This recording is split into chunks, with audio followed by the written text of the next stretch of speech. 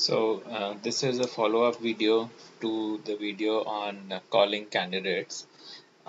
In this video, I'm going to talk about the frequently asked questions of candidates when you are giving them a call and screening them. The first set of questions will normally revolve about the company. So, for example, candidates may want to know the size of the company, how big is it, and you can give the answer in revenue terms or number of employees in the company should be okay. You should also probably mention if they have offices in multiple cities, which will give an indication of the size of the company. If they have offices in all metro cities, etc.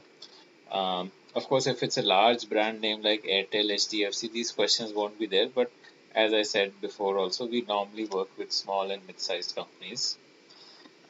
Candidates will want to know about the working days and hours. 6 days, or what are the work timings, is it shifts, what is the weekly off, and so on, which you should know in advance.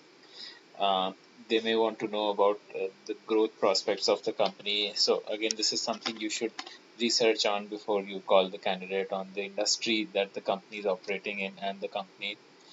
They may ask about growth prospects of employees in the company, which is a little subjective, and in this you can say that they are a fast growing company. So normally we work with startups, so normally the answer to this kind of question will be that this is a startup and it's growing very fast, and therefore there is opportunity for you to move up to the next level very quickly.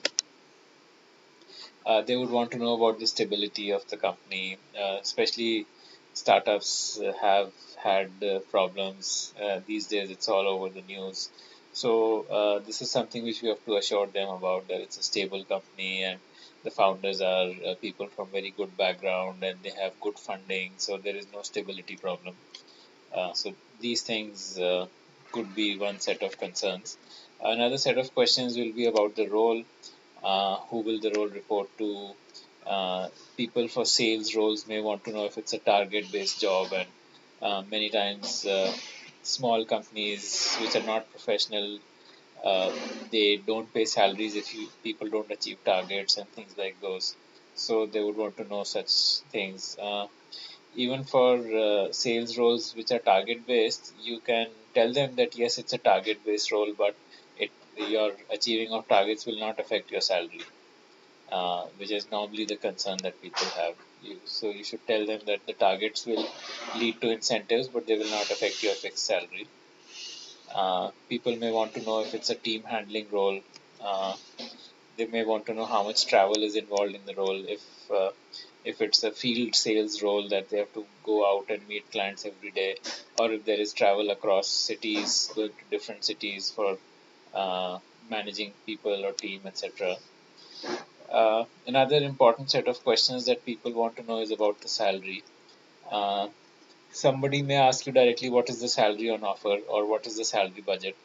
So the way to handle this is don't give the answer directly and tell them the salary budget is 50,000 or whatever.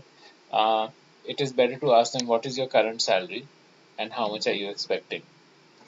If the expectation is within the budget, then you tell the candidate that yes, your salary is within the client budget, so your expectation is within the client budget, so there is no problem in salary. If their expectation is more than the budget, then ask candidates if they are flexible and if they can negotiate on the salary part, and tell them that this is the client budget, but the client is also flexible, so that candidates know this in advance. Just to give you a practical example, if someone is earning 5 lakhs and the client budget is 6 lakhs, so you ask the person, what's your current salary? He'll say 5 lakhs. So then you ask, okay, how much are you expecting?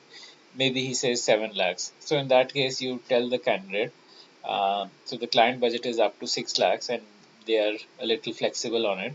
Uh, but are you also flexible so that some middle point can be reached? So like this, you can ask uh, and get this clarified. Uh, Other crucial thing to remember on salary discussion, when someone gives you a salary figure that I'm getting 5 lakhs, you should ask them how much of this is fixed salary and how much is variable salary.